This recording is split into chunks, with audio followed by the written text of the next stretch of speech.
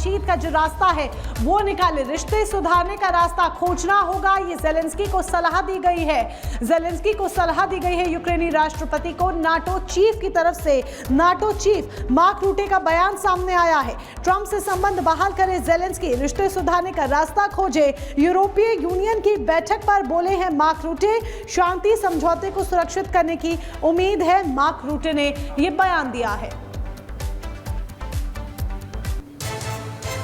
चलिए आगे बढ़ते हुए बात कर लेते हैं ज़ेलेंस्की की, क्योंकि जिस तरीके से ट्रंप के साथ उनकी नोकझोंक हुई, इसके बाद वो काफी चर्चाओं में आए। लेकिन इसके बाद ब्रिटेन के प्रधानमंत्री स्टार्मर से उनकी मुलाकात हुई और आज वो यूरोपियन यूनियन की बैठक में शामिल होने वाले हैं। लेकिन लंदन पहुंचते ही ट्रंप को लेकर उनका रुख अब नरम नजर आ रहा है। आखिर इसके पीछे की वजह क्या है, आपको रिपोर्ट के जरिए दिखाते हैं।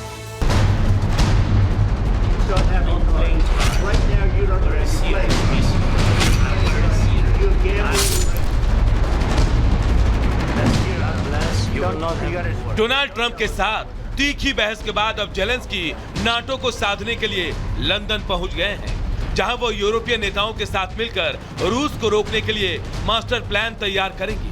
ब्रिटिश प्रधानमंत्री कीर स्टारमर ने यूरोपियन यूनियन की बैठक बुलाई।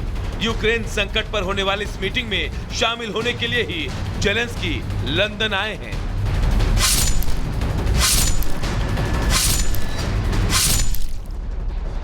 वैसे ब्रिटेन रूस के खिलाफ जंग में शुरू से ही यूक्रेन का समर्थक रहा है।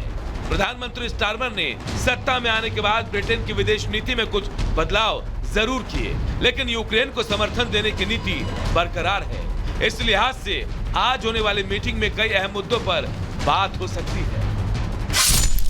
इस दौरान यूक्रेन को दी जाने वाली सैन्य और आर्थिक मदद पर चर्चा होगी।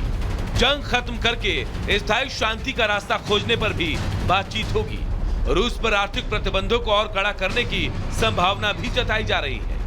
ट्रंप के साथ बहसबाजी के बाद ज़ेलेंस्की के सामने यह साबित करने की चुनौती होगी कि यूरोपीय देश अब भी उनके साथ खड़े हैं।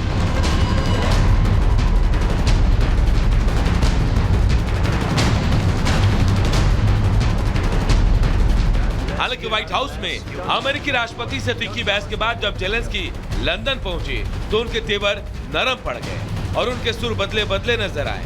ट्रंप से नोकझोंक के 24 घंटे के अंदर ही वो अमेरिकी राष्ट्रपति का आभार जताते दिखे। ज़ेलेंस्की ने सोशल मीडिया पर पोस्ट कर लिखा, हम अमेरिका द्वारा मिल रहे हर तरह के समर्थन के लिए बेहद आभारी हैं।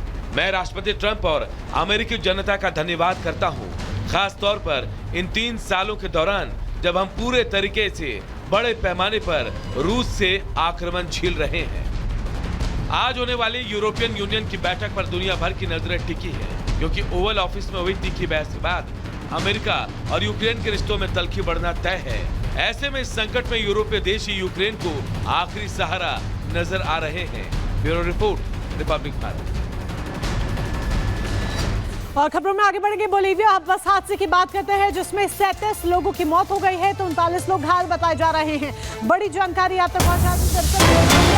बसें आपस में टकरा गई थी और इस टक्कर के बाद एक बस पूरी तरीके से पलट गई थी, जिसके बाद इस हादसे में 37 लोगों की मौत हो गई है। 39 लोग गंभीर रूप से घायल हो गए हैं। इतना ही नहीं, बस ड्राइवर भी बुरी तरह से जख्मी हो गया है। घायलों को अस्पताल पहुंचाया गया है, जहां पर उनको इलाज दिया जा रहा है।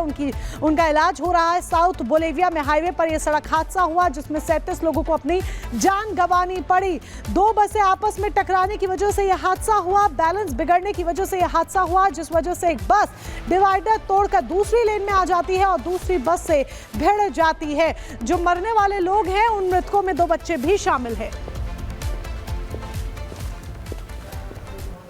चलिए आगे बढ़ते हुए बात कर लेते हैं दुनिया के सबसे अमीर शख्स यानी कि एलन मस्क की, जो एक बार फिर से पिता बन गए हैं और इस बार वो 14वें बच्चे के पिता बने हैं, यानी कि उनकी तीसरी पार्टनर का ये चौथा संतान है। और जैसे ही ये खबर सामने आई, एलन मस्क को बधाइयां मिलनी शुरू हो गई है। रिपोर्ट देखिए।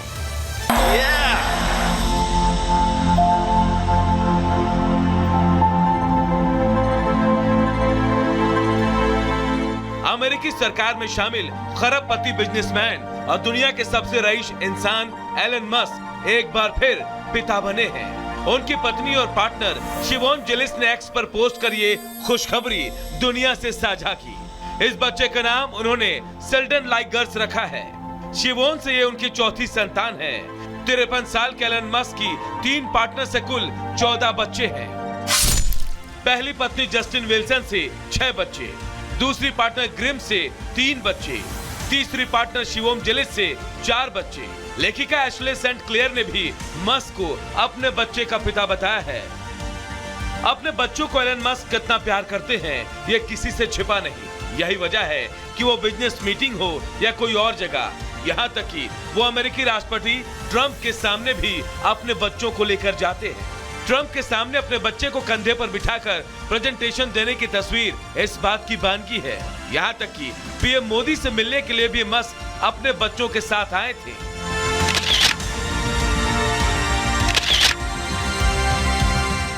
मस्क के 14 बच्चों के पीछे उनका अपना तर्क है। उनका कहना है कि यदि लोग ज्यादा बच्चे पैदा नहीं करेंगे तो सभ्यता खत्म हो जाएगी। मस्क को जानने वाले लोग तो यहाँ तक कहते हैं कि वो जब तक संभव होगा बच्चों के पिता बनते रहेंगे। ऐसे में अगर कोई और खुशखबरी भी आ जाए तो आश्चर्य नहीं होगा।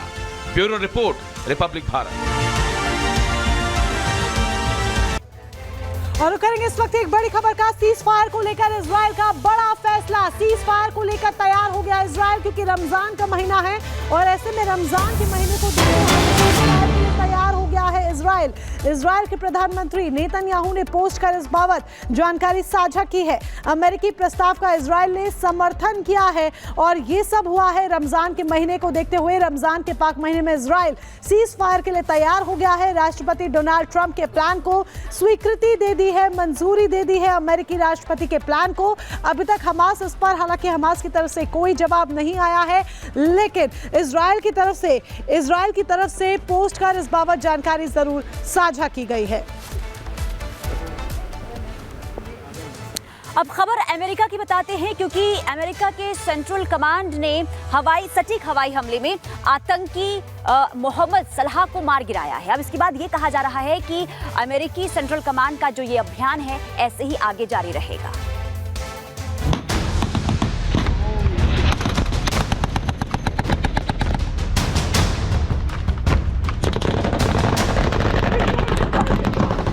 अमेरिका ने सीरिया में घुसकर बड़ा हवाई हमला किया।